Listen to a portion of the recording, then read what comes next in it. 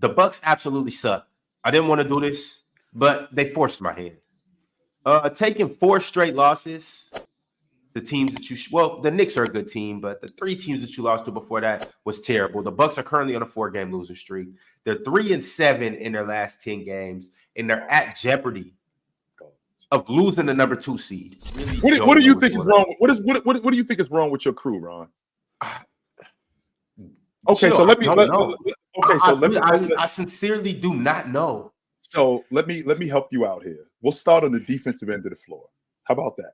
Okay, we'll start on the defensive end of the floor where teams actively, teams actively hunt Damian Lillard. But before they actively hunt Damian Lillard, let's talk about how clueless he is on defense. I'm watching. It's the middle of the third quarter last night. Jalen Brunson's got the ball coming down the floor. Jay Crowder's on one side. He's dealing with Josh Hart. DiVincenzo, Malik Beasley's dealing with him. Why Damian Lillard is on OG Anunoby with the ball coming right down the middle of the floor with Jalen Brunson, who is the primary ball handler, is beyond me. And now he's just watching him come down the floor. Because meanwhile, Bobby Portis is standing right behind him, and he's actually going to come over. We have no communication whatsoever between any of these guys. Jalen Brunson is coming down the floor, and he walks right into a long ball shot. Right into a long ball shot. They have no communication on defense. They don't know what they're doing. Their switches are erratic. Not only are their switches erratic, Giannis is the only guy who actually gets on the backboard in addition to Bobby Portis. He's the only one who gets on the backboard violently. The rest of them dudes don't. They got to upgrade at the big spot because Brook Lopez, we've seen the best of him. That's it. You're not getting any more from him. So we got to so we got to upgrade. We got to upgrade at the big spot. So I said this to you, Ron, 2 months ago. You roasted me, and I'm going to say it to you again. The Milwaukee Bucks are fool's gold. They were fool's gold 2 months ago. They're fool's gold today. But wait a minute. But chill. I'm confused though, because like you bringing up all that stuff, and that's fine. But Dame-Giannis pick and roll, like it's Dame and Giannis. Like you have Dame and you have Giannis. Yes, you do. Pick and roll. Yes. Like I don't know why we so focused on all Dame Giannis pick and roll will save them, right? Like it's unbeatable. Like how are you going to beat it? Because you have to close out to Jay Crowder. You got to guard him, right? Like I, you know.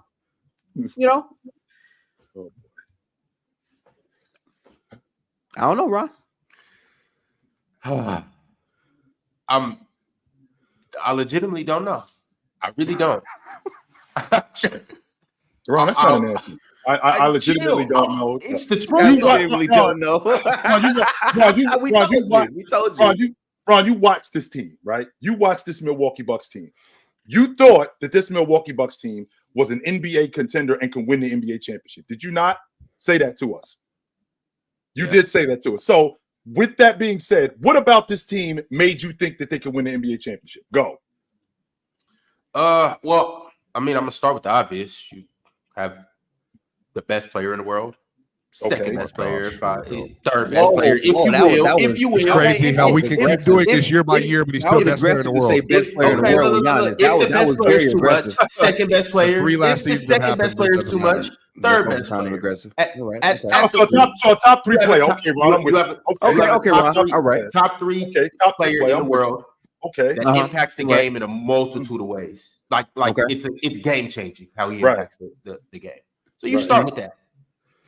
Next, you go with the guy that is supposed to be one of the most clutch players in the NBA.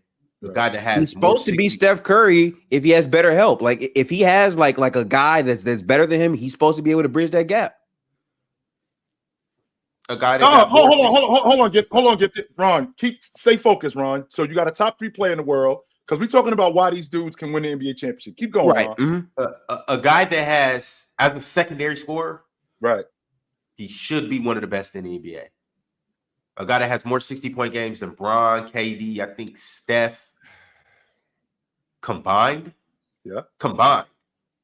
So a guy that legitimately should be able to, as a on any given night, can be the best scorer, but legitimately as a number 2 option, his job. Well, he's qualified for his position, and then after that, you got a good group of vets, and I've said it before: Brook Lopez, Right. Bobby Portis, Chris Middleton, who I mean he's in and out the lineup. He's been up and down this year, but who I really still value a lot. Mm-hmm. Yeah. Chris Middleton, Pat Bev just got over there. Got some other guys, Pat Connaughton, a couple other guys that are vets that are battle tested, been to championships. They're wily vets. I expect between that group of guys, them to be able to figure it out. Right. But maybe Mars is right. Maybe that group of veteran guys, they're washed. Maybe they're past their prime. Maybe they can't move. Maybe they can't rotate on defense. Dang.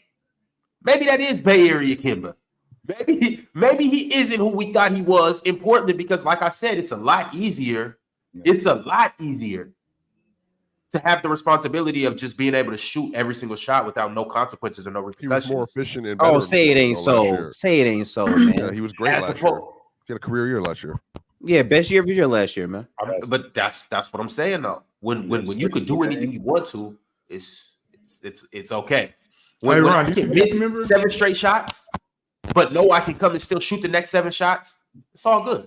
When the season started, even before it started, when they made that move, I told you they just traded a top 4 wing defender for a top 4 all-time chucker. Right. Y'all cussed me out about it.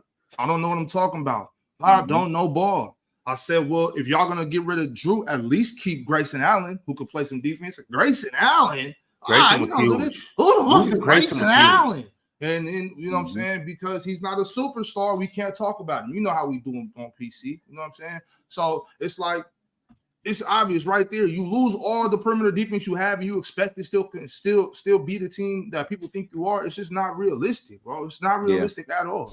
And I'm talking about hundreds of comments. Who is this? Get him out of here. Mute his mic. Why do y'all even let him come on the show? Because Dame is a top 5 chucker, and Drew is a top 5 defender. That was just a bad move. Giannis, when Giannis sold Drew, Giannis sold the season.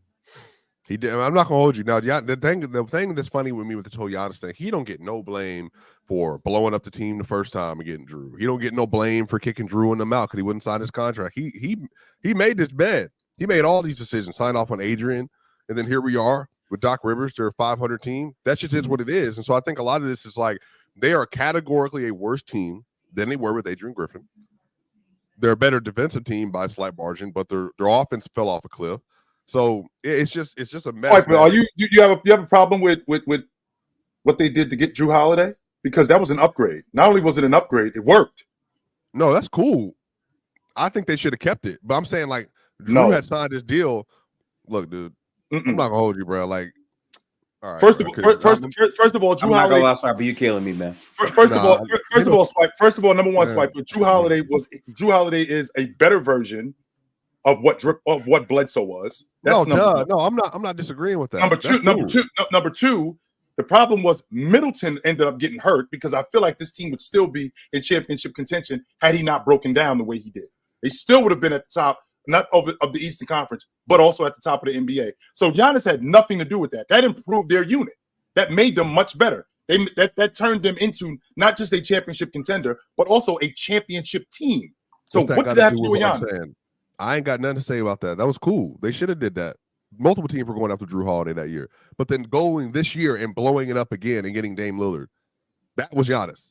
How was that Giannis? Because he refused to sign his deal, Chill. He wasn't going to, unless they upgraded the team, he wasn't signing his deal.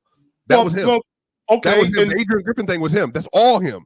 Come on, man. Giannis there is no Dame or Adrian or Doc if Giannis doesn't sign off on it. If Giannis signs his deal, Drew doesn't get moved like that. They literally in the last minute found Dame and got him to Milwaukee because Giannis refused, like he did 2 years ago, to sign his deal, say, I'm not re-upping unless we're progressing and making a move forward. So they got Dame for him. So and then they got Adrian Griffin on his name for him. So that's all I'm saying. Like, how do you skate that? And they're 47 and 30. Right. 47 and 30. Go ahead. Like, chill. I'm sorry. Let Chill finish. Really quick, Swipe. So let's rewind a little bit. Giannis wins the league MVP in back-to-back seasons, wins the defensive player of the year. They win the NBA championship. So. He's in year 10. What else? What is my legacy going to be about moving forward?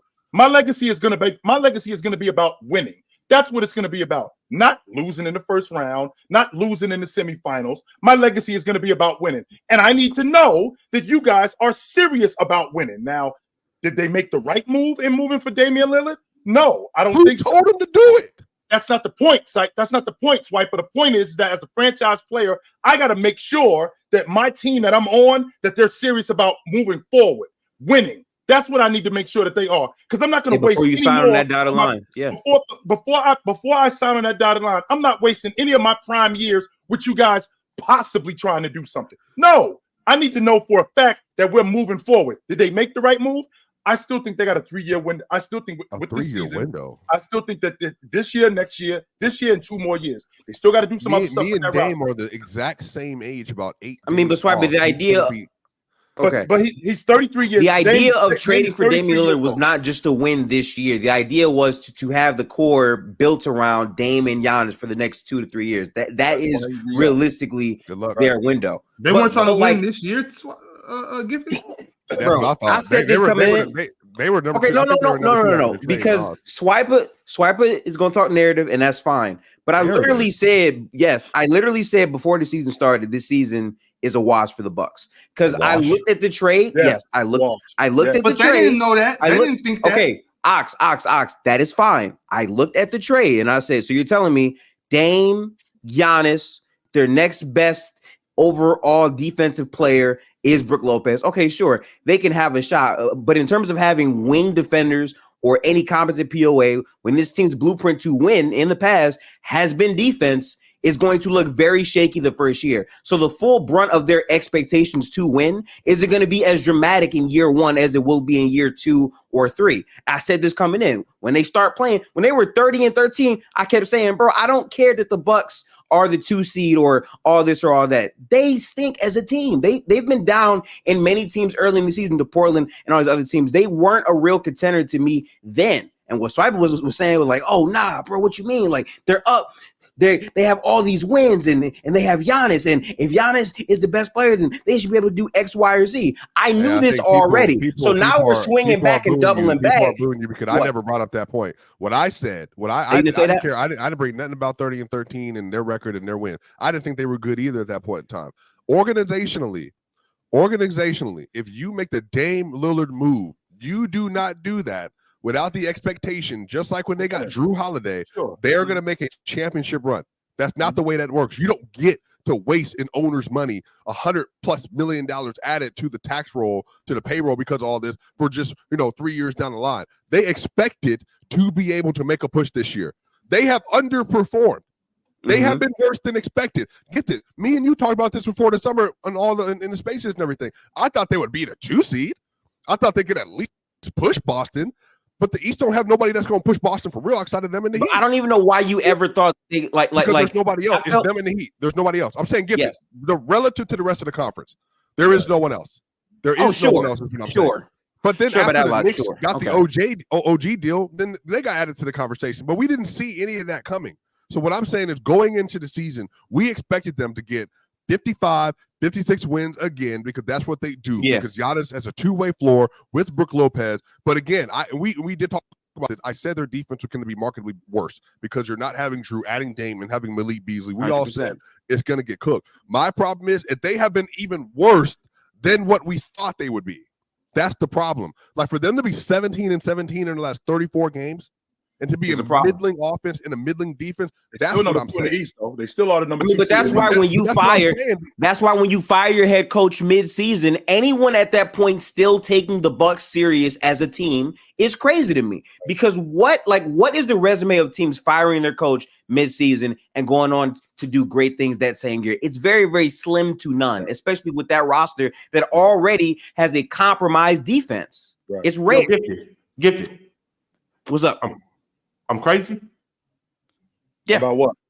100%. Gifted said anybody still taking the Bucks is crazy.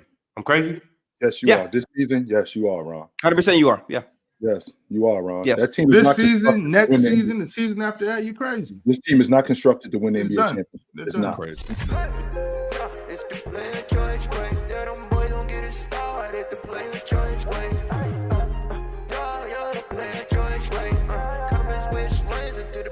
joint with